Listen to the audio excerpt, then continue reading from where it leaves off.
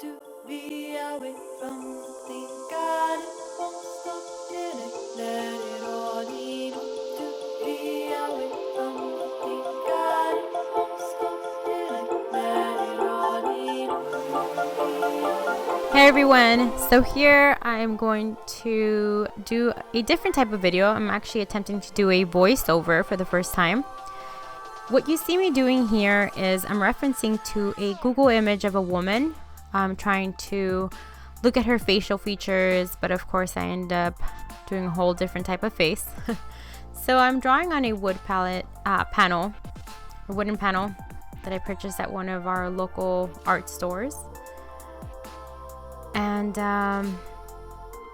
it was so much fun to draw on this wooden panel. If you haven't drawn on one, I really advise you to do it.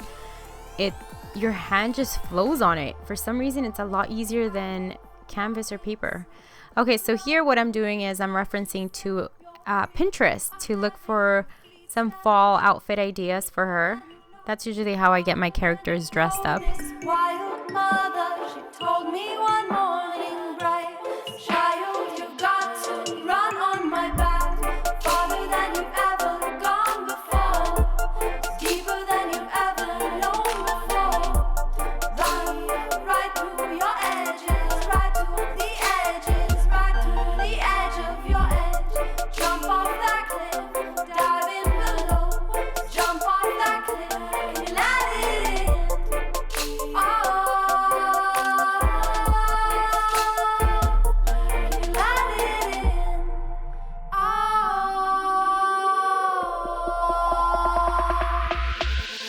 Okay, so I know I'm going to try to time lapse all of this because everything is going by a little bit too slow. My mistake with this was going over it with a one of the markers, the artist markers. And my mistake with that was I ended up changing my mind with the hair, as you'll see right now in a little bit. And obviously you can't erase marker. So there I am making that mistake. Hey you guys, so I'm watching the news. I just saw this crazy clown craze going out throughout the states. Okay, so what you see me do here, I know there is a method to my madness. Don't get upset with me. Why did I draw that and then paint over it? I get it, I know, but I've tried to draw over acrylic paint and it's not the same. If I make a mistake, it's hard to erase, and it just doesn't glide on smoothly. So I am painting over everything I just did right now. However, it's light enough for where I can actually see what I had drawn previous to the paint, so then I can just trace over it. Don't worry.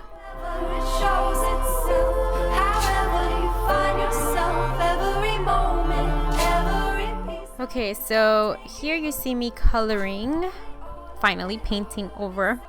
I love when the picture comes to life. And I'm using my distress, my Tim Holtz distress paints, and this color is, what is this?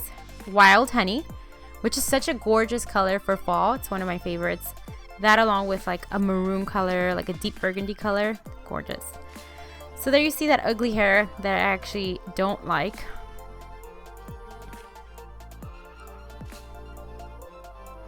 Come on, Harumi, speed it up. I love fall.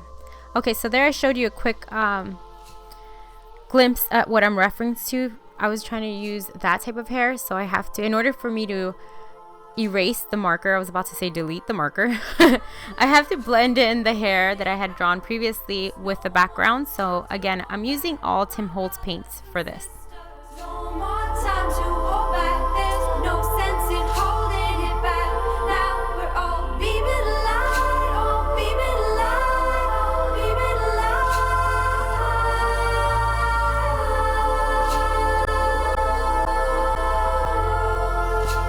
Okay, so I was trying to give her a different type of hair. I obviously didn't go with the picture I showed you guys. And I went in with some type of sage, like a very, I think it's lime sage. I'm not sure. It's a lime color. It's very light.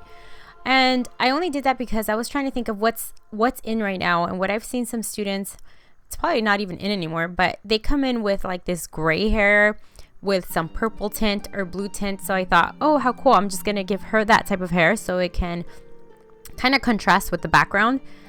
However, it's a little too light for it's too light. So it needs a little bit more pop. So you're going to see what I'm going to do to it in a bit. Unless you want to fast forward this process. I think I gave her lips were too small. There you go. Bam! There she is. So there I was using my Uniposca paint markers that I ordered through Amazon last year. And I decided to give her streaks. So she has pink streaks, blue streaks, purple streaks, white streaks that I use with the Sharpie marker. And I wanted the background to be a little bit more like a galaxy type theme. And so I get to use some of these glow-in-the-dark paints that I ordered from Amazon.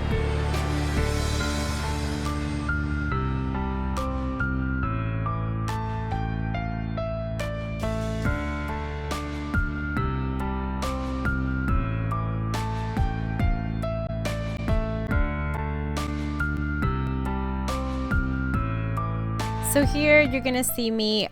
I was attempting to do like a galaxy type background, but I've never really, actually I've only done it once, and that was the whole canvas before I even drew on it. So I didn't know how to do it without ruining the image. So now it just looks like a huge mess, and I didn't know where I was going with this. I just knew I loved the way the girl turned out, so I wasn't gonna let it go to waste. So I decided just to do some circular patterns here. And I thought, okay, I'm gonna add some black marker to it, but I didn't like how it looks, so I just blended over it. And the funny thing is that I'm trying to, my artwork, I'm progressing because I'm a beginner as well. I mean, as you can see. And I'm leaning towards realistic. I'm trying to leave like the cutesy backgrounds, like and I realize, I think it's the colors that I'm using, but I end up sticking with these colors because I thought they would be perfect with the paint that I ordered, that I'm trying to make it glow in the dark to give it that pop.